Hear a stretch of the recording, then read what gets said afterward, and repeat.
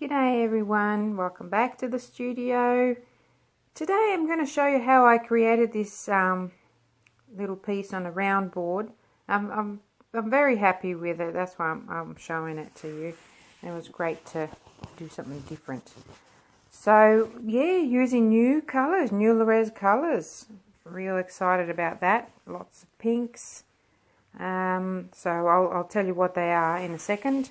But what I'm doing here is just cutting these paper cups, just one side of them, and sort of creating like a spout to help me pour. That pigment that I showed you, that's one of the new matte pigments, and I've named that one Carmine. It was a really hard one to name, and you would have seen that the powder actually looks pink, and then if you put too much of it, it turns into like a burgundy. But so if you just go easy on it, it'll give you a really pretty pink. This one is my favorite. This is the Frosty Pink. That's not this one. The one before the the one before. So yeah, I'm just going really quickly here. I've sped this video up so that you know, I don't waste too much time with my chattering. So yes, the Frosty Pink is a gorgeous, gorgeous silvery pink. It is a powder pigment.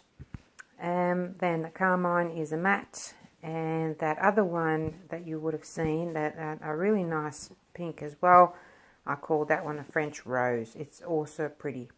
And also another pearlescent powder pigment. So just putting some clear resin on my board. This is actually a really large placemat. I think it's about 40 centimeters, and it's MDF. It's got some sort of a pattern on it, but that doesn't worry me. I'll just pour straight over the top of that. And I have taped the sides as well as the underneath, just to protect it from any spillages, and later on I will take the tape off. So here we go. This is the technique that I was using, and my hands were getting a little bit sort of shaky. Well, not really shaky, but you have to keep that top cup right above and pour through the bottom pigment or paint, whatever you're using it, and it works really well. I did it off camera on a coaster, and it turned out really great. But because of these colors are a little bit on a transparent side, the rings weren't that great. This is the molten gold going in,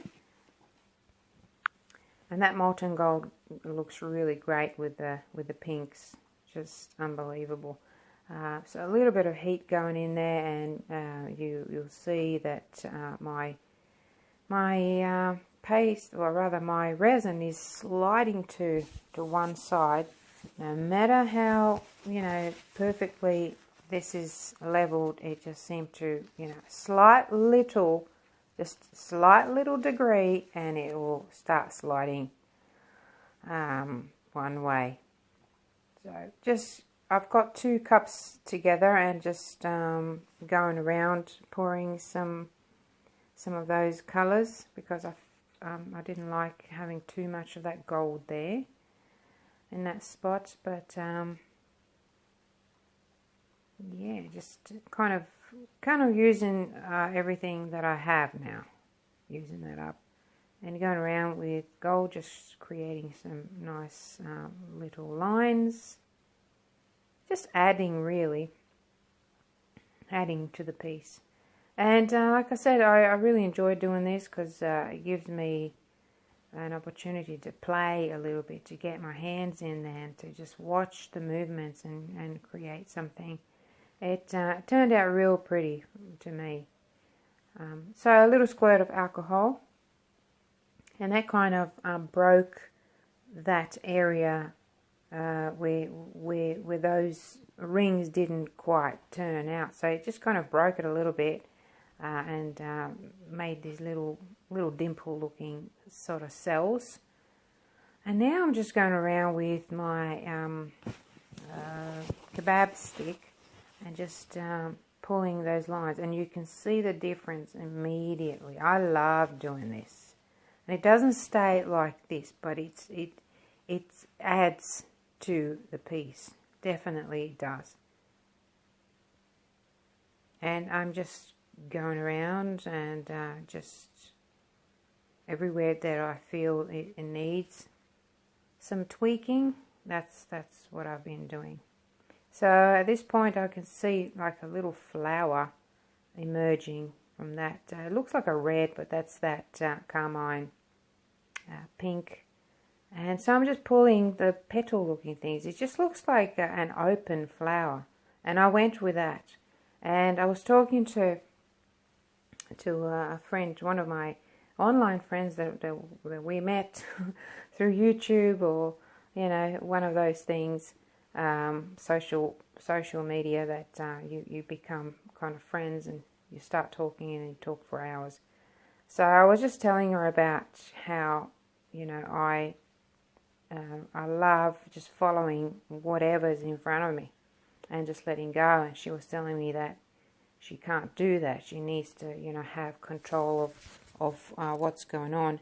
And a lot of people are like that, and I used to be like that, but I learned to just let go. And it takes time. It takes time and effort, but it can be done, and it's much better when you do let go. And just it's a good thing to have control and create exactly what you want to do and how you want to do it. But I remember years and years ago when I was playing around with folk art, a friend of mine was doing that, so I kind of joined a group just to socialise, and I couldn't do it. I just could not do it. It was so annoying to me. I just wanted to get the paintbrush and to, just get into it and create my own thing. And she used to get annoyed. She said, this is folk art. It's got to look exactly like the picture. You've got to get it exactly right. I'm like, all right, you get it exactly right and I'll do it my way, okay?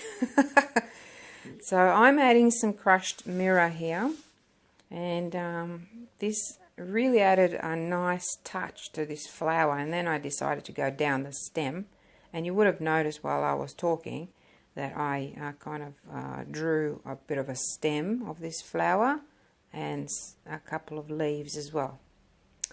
So now I'm just adding some of this crushed mirror, and I decided to go down and down the stem as well, and then the petals, what sort of gives you an illusion of being a petal. I really like this. Did I tell you that already?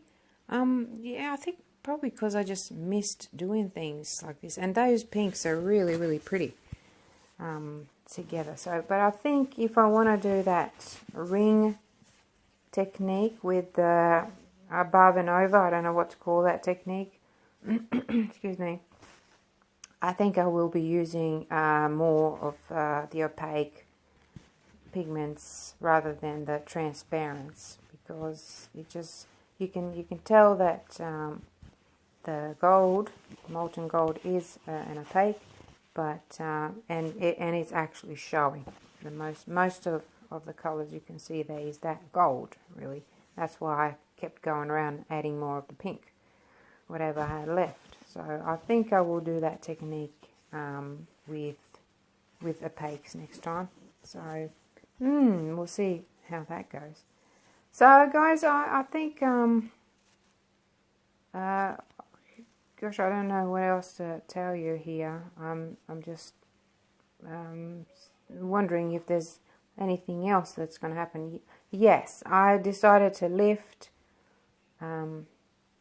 this onto my holders, and shortly try to take that tape off, but it was still a bit runny, so I left it for a little bit later.